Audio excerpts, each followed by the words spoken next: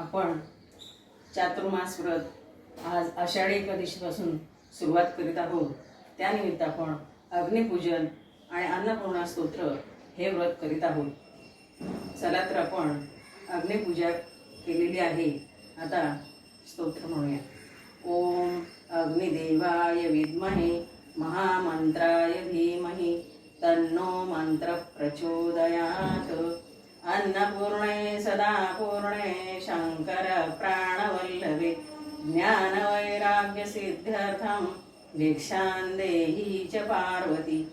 माता च पार्वती देवी पिता देवो महेश्वरा बांधवा शिवभक्तश्च स्वदेशो भुवनत्रयम् स्वदेशो भुवनत्रयम्. माता अन्नपूर्णेश्वरी देव्यै नमः.